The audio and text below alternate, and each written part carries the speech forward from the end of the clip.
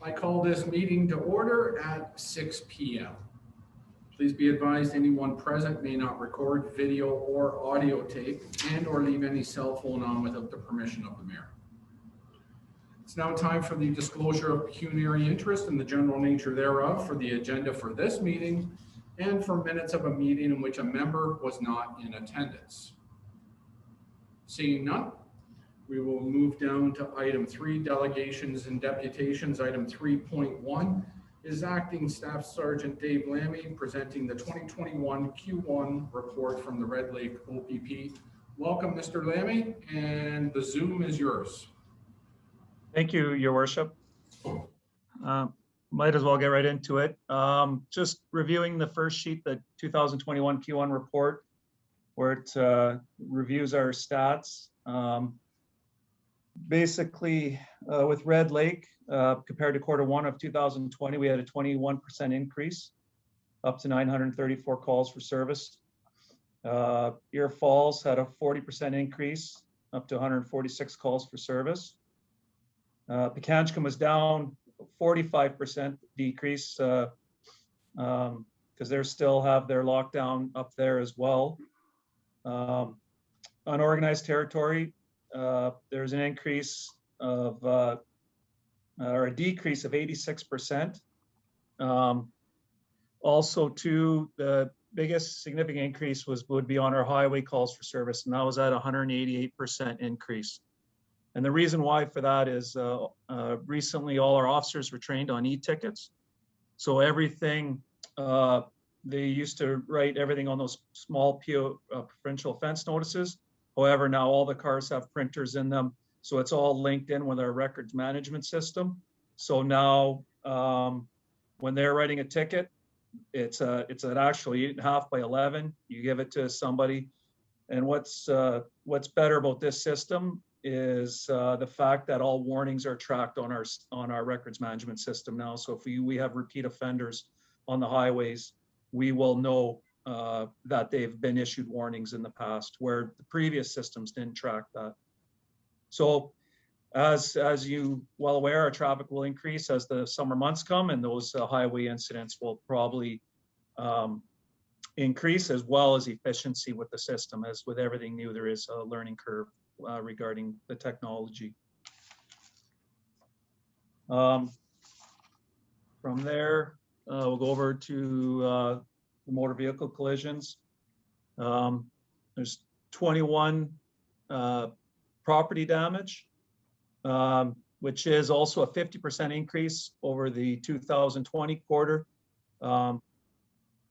Unsure why, but it could be due to the increased amount of traffic that's in our area with the other mines in operation. Also, too, as you see, just the 2 personal injury. So there's no increase there. We had a rollover on Highway 125 where the occupants were brought to the hospital just for precautionary measures, and also the other personal injury was involved a motorized snow vehicle striking a plowed rink on Howie Bay. They received minor injuries as well.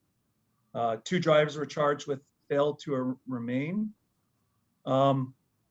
at these scenes, and not the personal injury ones, but at the property damage scenes. And also, too, of interest, we've had multiple complaints of traffic and speeding on Highway 618, obviously due to the increased traffic. And what we're doing is more proactive patrols enforcement on 618, specifically during early evening and early morning hours, which corresponds with the commute to work. And this has seemed to alleviate the concerns in the Buffalo area. I know this is not recorded on the report, but I know you are all aware of our impaired driving concerns in our area.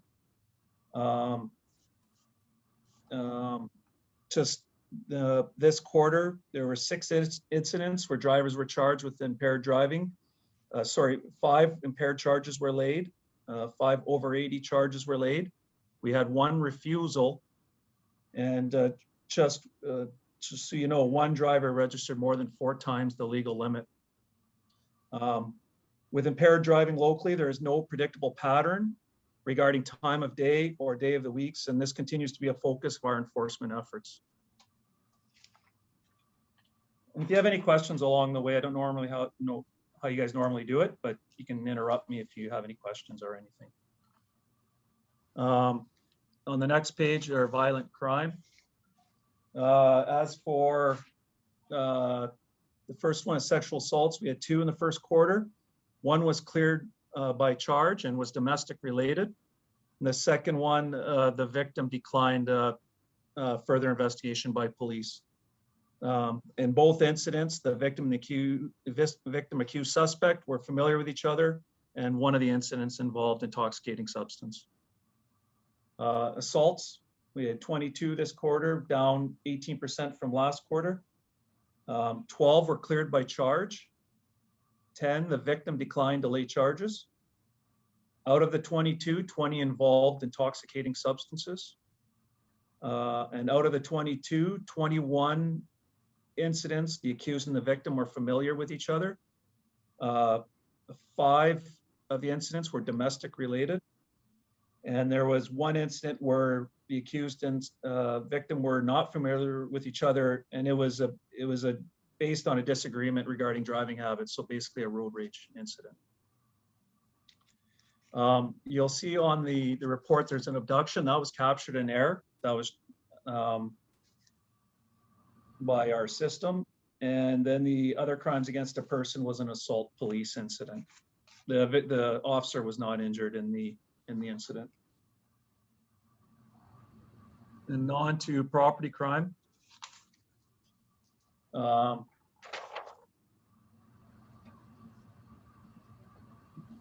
break and enter. The break and enter was involved an intoxicated person attempting to force their way into residence. It's unknown if they meant to or not. The victim declined to lay charges. The thefts, we had a total of 7 thefts.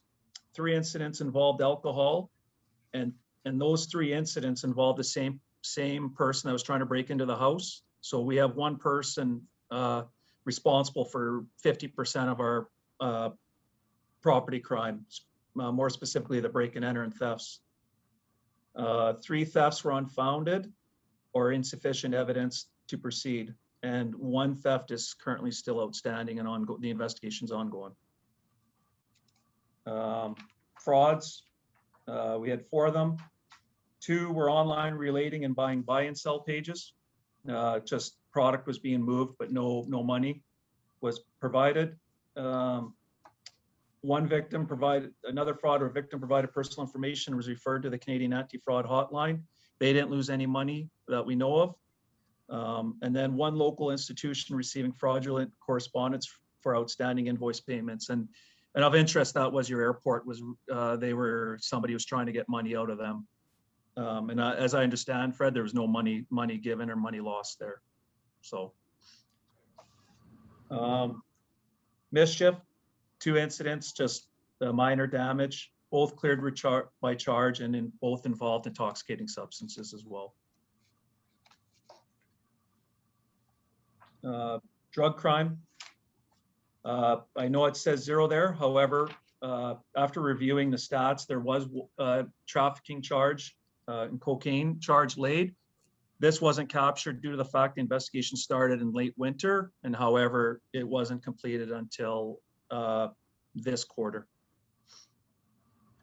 Our violent crime clearance rates are way above the national average. As you know, they're at or as you can see, they're at violent crime is at 96.2. The national average is around 55 to 57%. And our property crime is also way above the national average as well.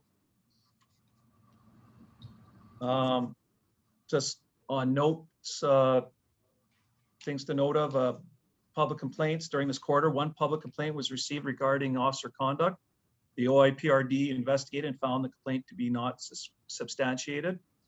So no further action required there. Also of note, just would like to note the positive progress of our community well-being, and that the Mobile Crisis Response Team, also known as MCERT, is fully operational Monday to Friday between 10 a.m. and 6 p.m. now.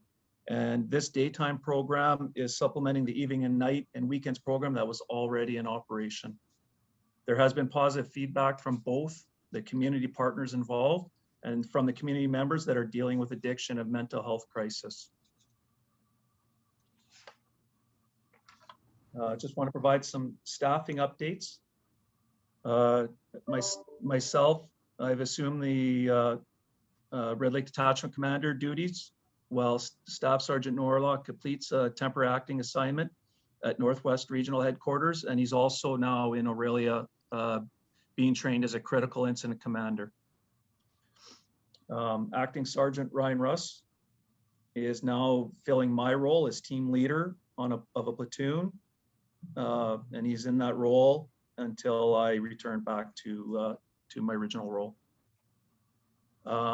And actually, as of today, just another Detective Constable Natalie Kluche is completing a 3 to 6 month temporary acting assignment as the acting detective sergeant in the regional abuse issues coordinator role. So she's in charge of Northwest Region in her role right now. Some more recognition for some local officers. Normally these awards are handed out at a regional recognition ceremony. However, due to the pandemic, they were presented locally. DC Kluche received her police service medal for her 20 years of service. Provincial Constable Rob Sakinen received his 25th anniversary with the Ontario Public Service Plaque. Sergeant Kelly Hall received her 25th anniversary with the Ontario Public Service Plaque. And also one of our guards, our matrons, Edna Aiken, received her 25th anniversary with the Ontario Public Service Plaque. And that is all. If you have any questions, anyone? Great, thank you very much. Does any member of council have a question? We'll see you none. Thank you very much for that report. Very well appreciated. We appreciate all the officers' commitment to the municipality of Red Lake, and thank you for your time in coming this evening. Okay. Thank you, Worship. You're more than welcome to stay if you like, or you can zoom out instead of zooming in. Up to you. Okay, thank you, Worship. I'll zoom out. Okay, take care. Thank you. Okay, moving forward. Moved by Councillor Verduke, seconded by Councillor Butterfield. Resolved that the council of the corporation, the municipality Red Lake, hereby considers sections 4 to 8 of the Part 1 consent agenda as read and adopt the items. Does any member have a question they would like to set forth or vote on any item separately? And I'll start with Councillor Butterfield. None? Councillor Verduke? 4.6. 4.6. Councillor Christoph? This is including 8, right? Correct. Yeah, so I'd like to pull 8.8. Okay. And Councillor Hager? None. Great, thank you. Okay.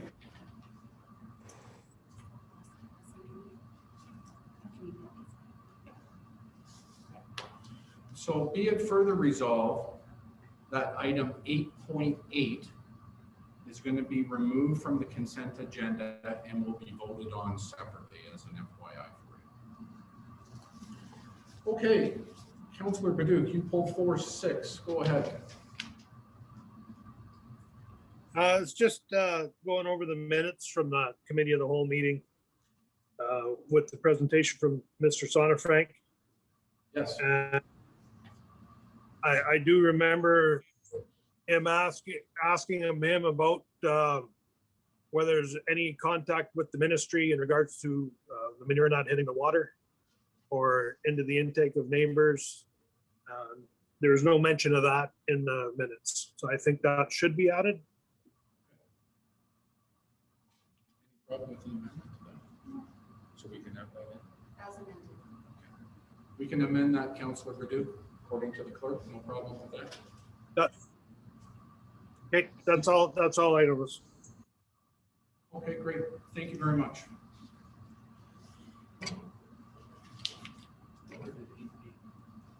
Okay, Councillor Christoph, 8.8.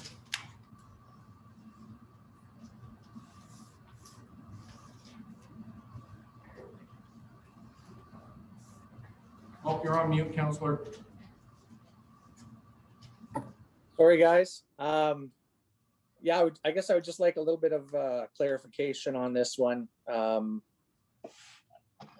that staff had recommended to not allow this, and then the planning committee had said that it should go ahead.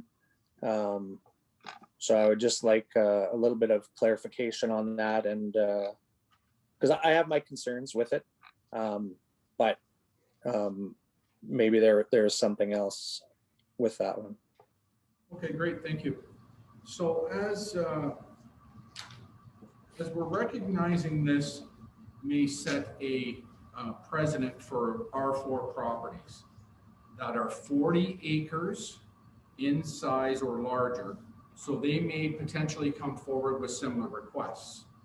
So an agreement would be fitting between the property owner and the municipality if council's okay with moving this forward with acreage of 40 or larger.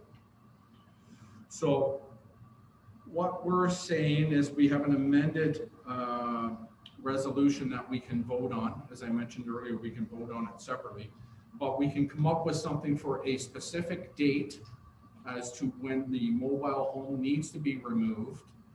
And if it's not removed at a said given time, it will be removed by the municipality at the owner's expense.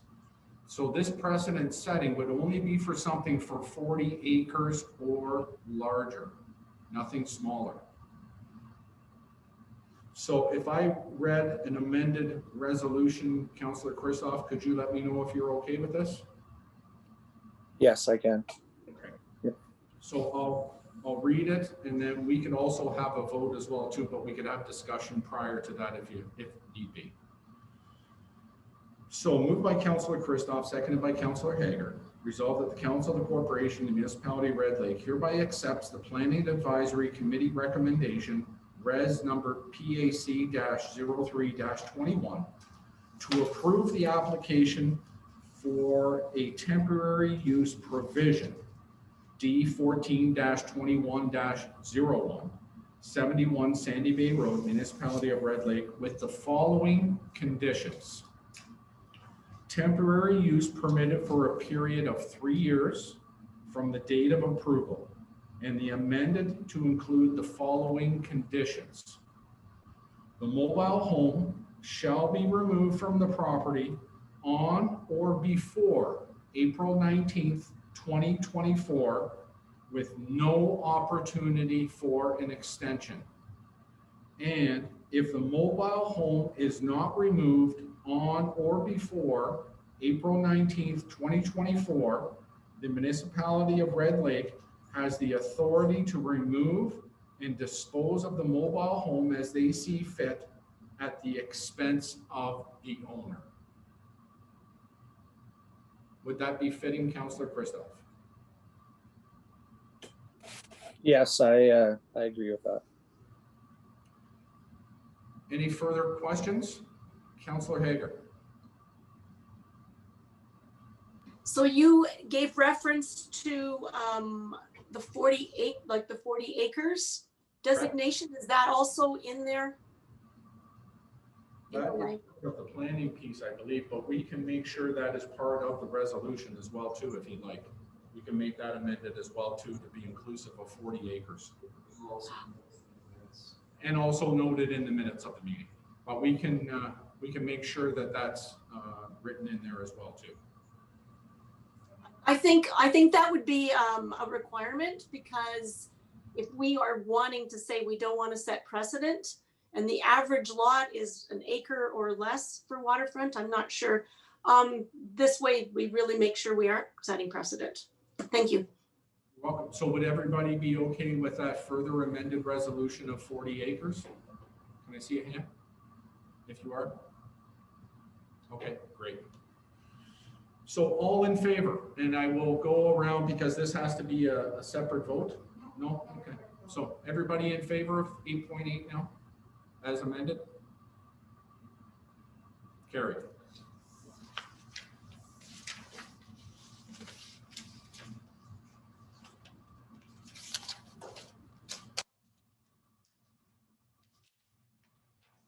Moved by Councillor Christoph, seconded by Councillor Baduch. Resolved that the Council of the Corporation, the Municipality of Red Lake hereby consider all bylaws, Section 9 of the Part 1 consent agenda as read without amendment or debate the first and second time. All in favor? Carried. And moved by Councillor Hager, seconded by Councillor Butterfield.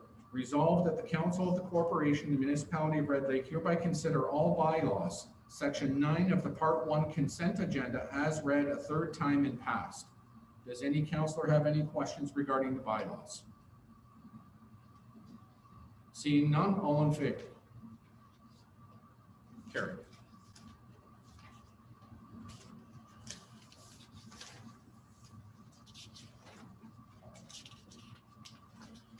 Okay, moving on down to part 2 of our regular agenda. We're going to move to administration reports. 12.1A, which is the staff report CDC-21-01, Sustainable Community Plan, a progress update. Mr. CAO. Thank you. So staff completed a progress report for our sustainable community plan. The last update that was completed was in 2013. So before you today is a recommendation that council accept the Sustainable Community Plan Progress Report, April 2021, as presented, and that council approved the development of an updated sustainability plan by either the following 2 options. Those 2 options being the first one, that we do an internal update, similar to what we did with the update to the strategic plan.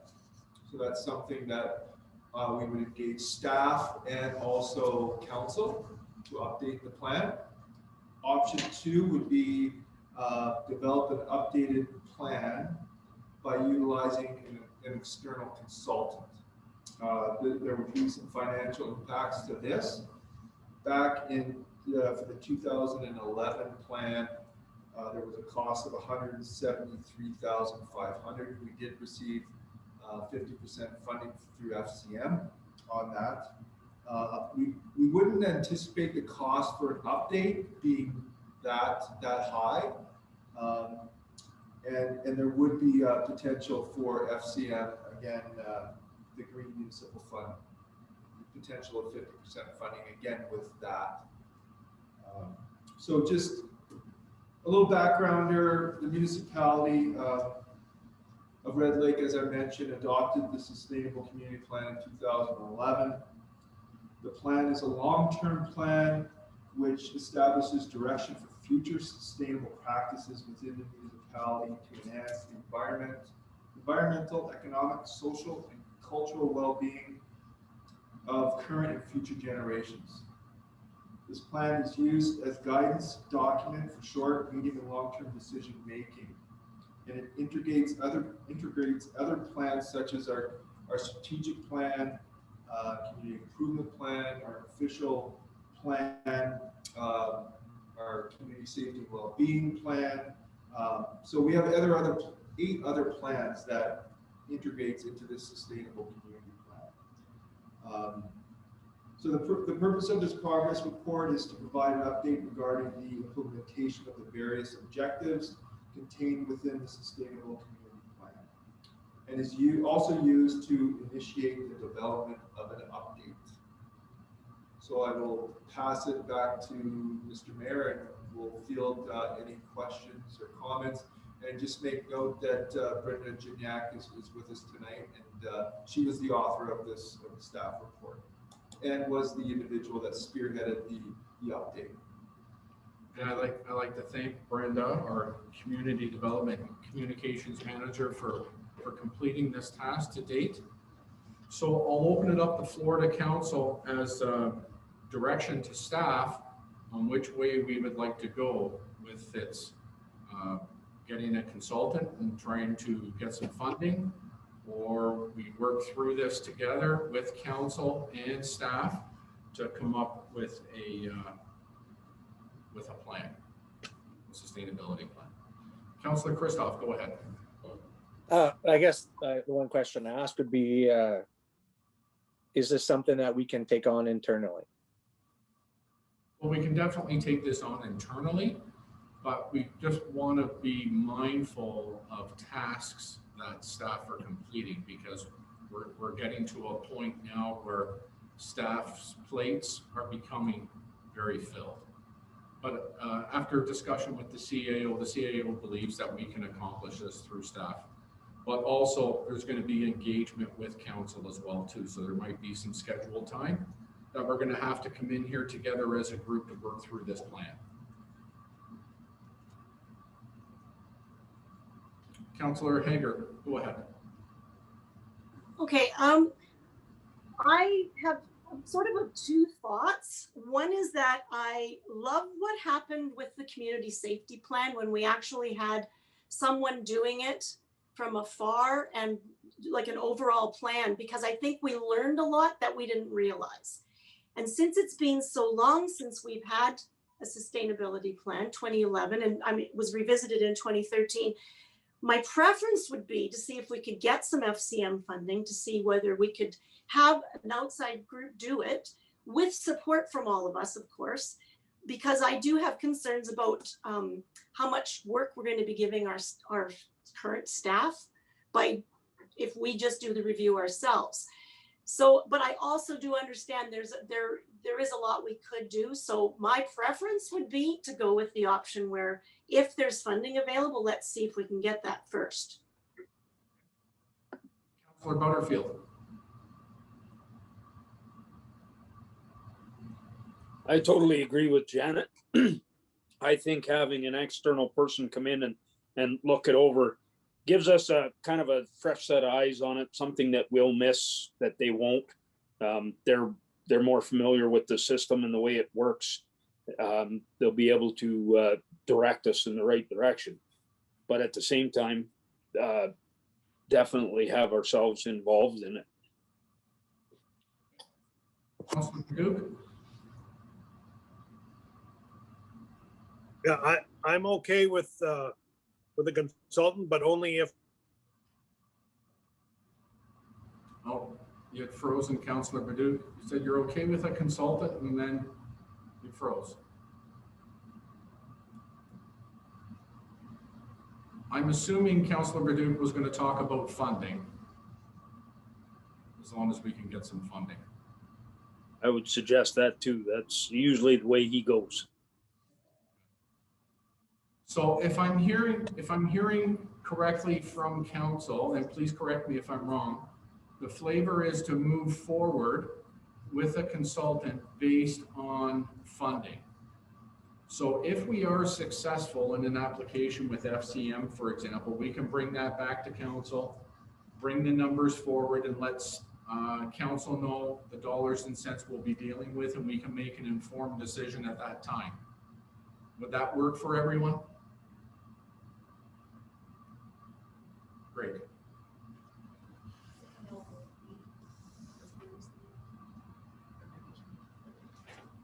Okay, so that being said, moved by Councillor Hager, seconded by Councillor Butterfield. Resolved that the council, the corporation, the municipality of Red Lake hereby accepts staff report number CDC-21-01 regarding the Sustainability Community Plan / Progress Report. And further it be resolved that the council, the corporation, the municipality of Red Lake hereby approves to proceed with option B to develop an update sustainability plan externally. All in favor? Carried.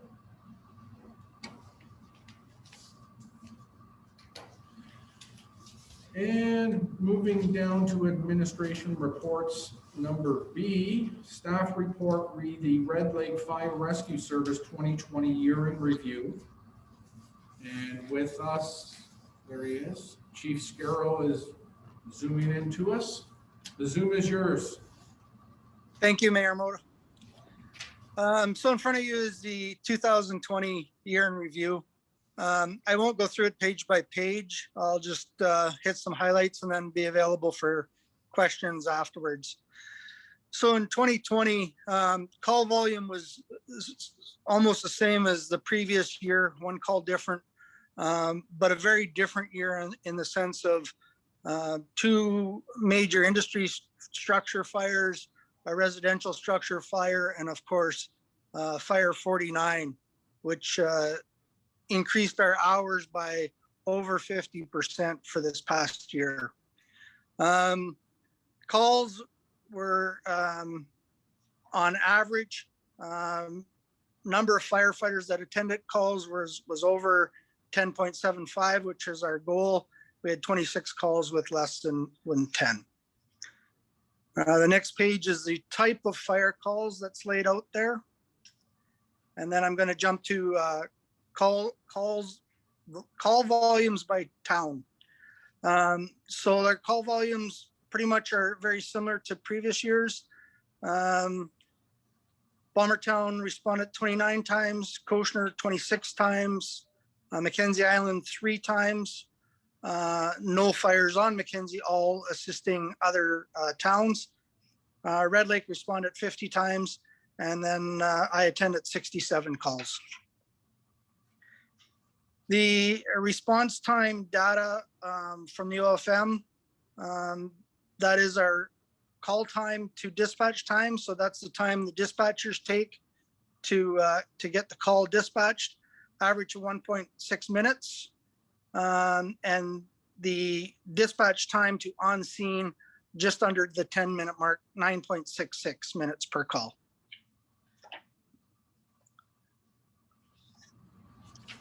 Property damage was fairly high due to the large number of industry fires this year. Over $3 million was damaged due to by insurance quotes. Estimated property at risk was over $5 million. The staffing snapshot is pretty much current to date. Bombertown is within 2 of being full. Koshner is within 2 of being full. Mackenzie Island currently within 2, but we have 2 in the hiring process, so it could be full once firefighters can get their criminal reference checks and their medicals. And Red Lake is currently full as of the other day. Health and safety, no reportable injuries in 2020. The next was my fleet report.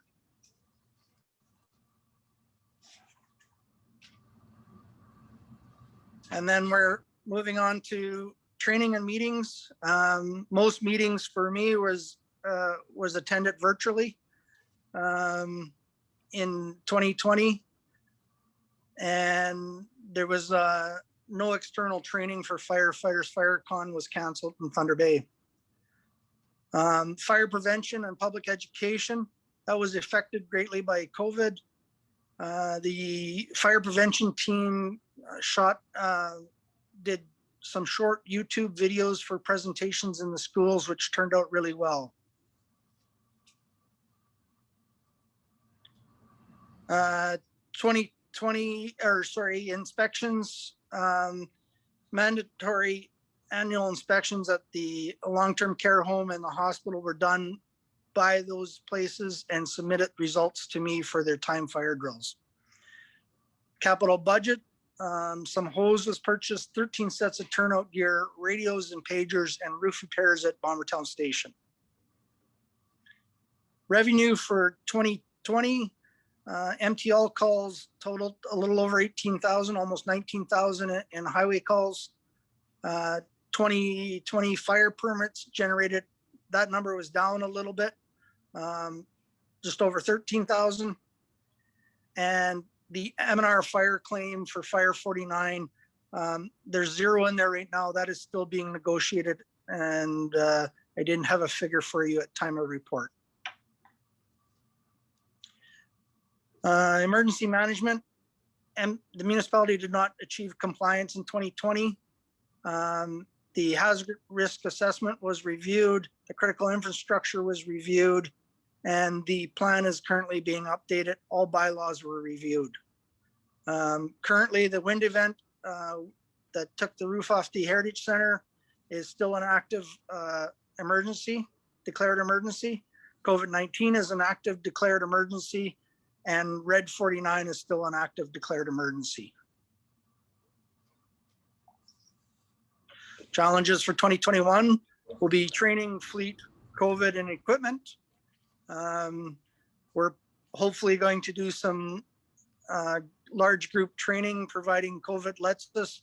We're looking at probably a pumper operation course, some firefighting courses, DZ training courses this summer. Fleet, many units are nearing replacement in the fleet.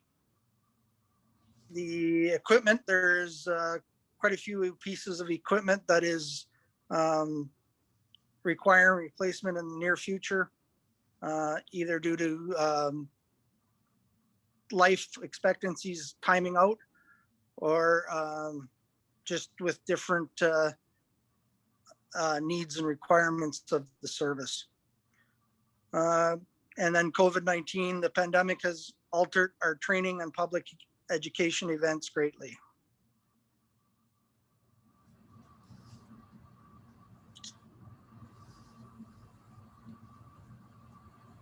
So I'd like to thank you for the opportunity to present this, and I'm available for questions. Great, thank you, Chief Skirrell. Just a couple comments under the revenue. Just be mindful for yourself and for the general public that this council committed $50,000 last year to a fire reserve. And again, this year is another $40,000 going into fire reserve. So this council, since 2018, has been very mindful of the needs of the fire department, and thus creating that reserve and putting dollars in. So we don't want to forget about that and our council's commitment to that. And just a question, do you have any updates in regards to the new pumper truck that was donated through Evolution? If you could provide any updates, that would be fantastic.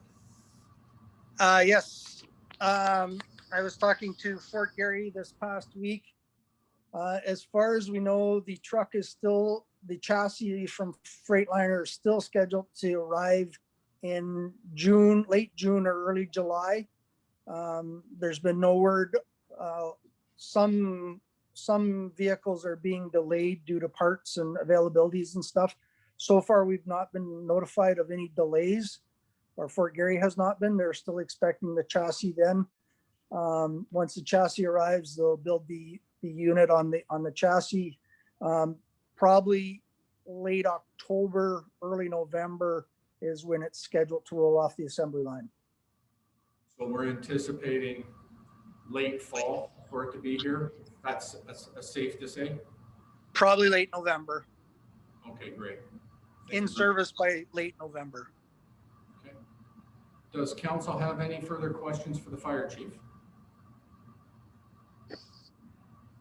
Seeing none, thank you very much for your time and appreciate all your work and all our volunteers in the community. So thank you once again. Appreciate it. Thank you. Moved by Councillor Badu, seconded by Councillor Hager. Resolved that the Council of the Corporation, the Municipality of Red Lake, hereby receives the Red Lake Fire Service 2020 Year in Review prepared report by the Fire Chief. All in favor? Carried.